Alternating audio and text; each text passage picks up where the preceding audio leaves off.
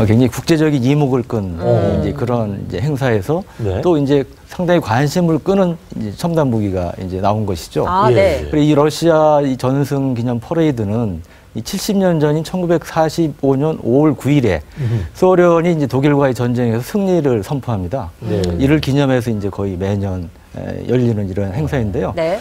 우리 MC께서도 아마 옛날 네. 냉전 시절에 그 소련에서 지도자들이 이렇게 좀 그 지켜보는 가운데 각종 미사일, 무기 이런 것들이 퍼레이드하는 이런 영상을 보신 적이 있을 겁니다. 네. 이제 그런 많이 것이 봤죠. 지금도 이제 이어지고 있는 것이고요. 네. 이번의 경우는 이제 70주년이라는 그런 의미. 그런 면에서 그 푸틴 외에 이제 시진핑도 참석을 했고 둘이 나란히 앉아서 이 중국과 러시아가 굉장히 우애를 이제 가시하기도 했습니다. 그렇게 이목이 집중됐는데 또 20년 만에 새로 개발이 됐다는 신형 전차 네. 아르마타죠. 아르마타, 예. 이게 왜 주목받는 겁니까? 네.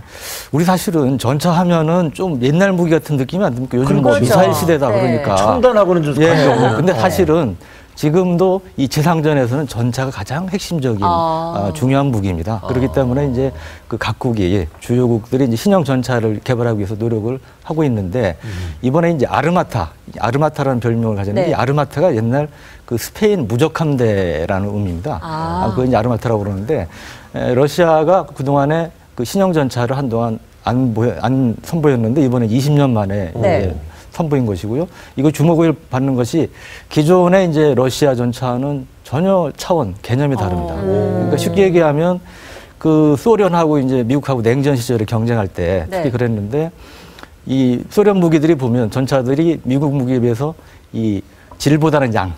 그러니까 성능은 좀 떨어져도 많은 숫자를 확보함으로써 그걸 커버한다. 이제 이런 개념이었는데 이 아르마타 전차는 그런 면에서 이 첨단 기술을 많이 이제 확보를 해서 그 서방 세계 이제 최강 전차 그 비슷한 그런 수준의 이제 전차가 됐다는 게 의미가 있고요.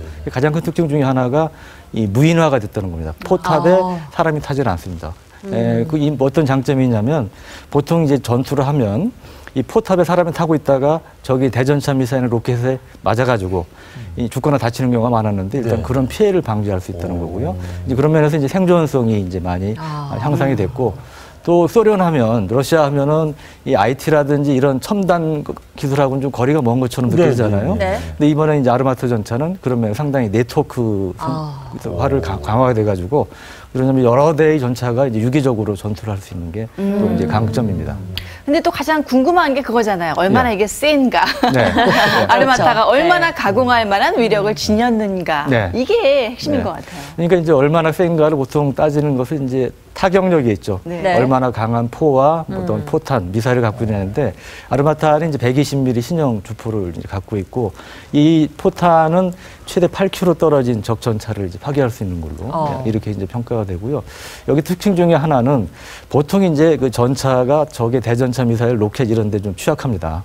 그런데 이것을 이제 소극적으로 날아오는 미사일이나 로켓을 교란하는 게 있는데 거기서 더 나아가서 직접 날아오는 미사일 로켓을 때려잡는 이제 그런 장비가 있어요. 능동방어 장치라고 그러는데 이번에 이제 아르마타는 아프카신이라 부르는 신형 능동방어 장치를 갖추고 있어서 그런 이제 방어 능력도 상당히 향상이 됐다고 볼 수가 있습니다. 야, 우리 유 기자님 얘기를 들어보니까 네. 우리 자동차들 네. 새 차라고 할 때 모델만 조금 바꾼 게 있고 그렇죠. 엔진까지 싹 바꾸는 게 바꾸는. 이거 완전 신차네 정말. 그렇죠. 이거는 이제 첨단 신차죠. 기술이네요. 모델만 바뀐 게 아니고. 그러면 요새 뭐 새 자동차도 사실 네. 새 모델 나올 때마다 네. 뭐라고 해야 새로운 첨단 기술이 적용이 되잖아요. 네. 그럼 여기 아르마타에도 엄청난 첨단 기술이 적용이 됐나요? 네, 이제 앞서 말씀드린 그런 것들 외에 이제 그 레이더를 장착하고 있어서 이제 수키로 한 5km 정도 떨어진 적 장비나 이런 것들을 알 수가 있고요. 또 하나는 이제 전차 엔진에서 열이 나올 거 아닙니까? 네. 그럼 보통 이제 그 열을 탐지해서 이제 공격하는 경우가 많은데 이것은 이제 그걸 열을 좀 줄이고 그리고 적외선 장비나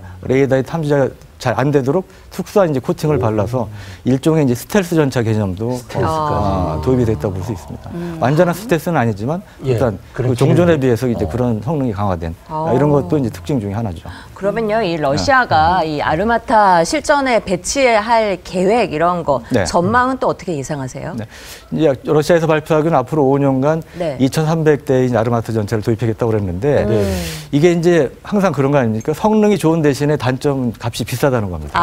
그러니까 기존에 이제 러시아가 갖고 있는 전차 중에 T-90이라는 게 최신형인데 네. 그거에 비해서 한 2배 이상 비싸요. 대당 한 100억 원 정도 가량 되는 걸로 추정이 되고 그래서 실제로 아시다시피 러시아가 지금 그 유가 하락에다가 루블 하락 뭐 등등 경제가 안 좋지 않습니까? 네. 그래서 실제로 거의 앞으로 매년 5년간 전차를 도입해야 되는데 그렇게 할 수 있겠느냐 그런 의문을 제기하는 시각도 있죠. 우리 유 기자님 얘기 들어보니까 정말로 저도 뭐 군대 갔다 왔으니까 네. 탱크 그러면 구식 무기, 미사일 그러면 최첨단 네. 무기를 맞아요. 생각했는데 그게 아니라는 생각이 네. 좀 바뀌게 되네요. 네. 그러면은 이게 앞으로 뭐 서방뿐만 아니고 이 네. 주변 국가 중국, 뭐 남북한 여기도 이렇게 좀 영향을 미칠까요? 네.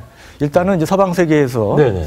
이제 가장 우수하다고 평가받는 게 이제 미국의 M1A2하고 독일의 레오파드 2 전차인데 이것과 비슷하거나 우수한 점도 있다고 평가가 되고요.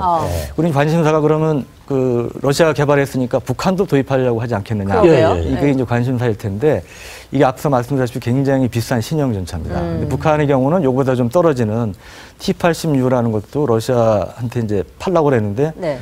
현금으로 결제하라. 그러니까 북한이 돈이 없잖아요. 네. 그러니까 이제 안 팔았는데 정작 우리한테는 경협 차관 상한용으로 T-80U라는 전차를 줬습니다. 북한이 이제 과거에 충격을 받은 적도 있는데 이런 점들 종합적으로 감안해 보면 단시일 내에 북한이 이 아르마트 전차를 도입할 가능성은 일단 낮다고 보여집니다.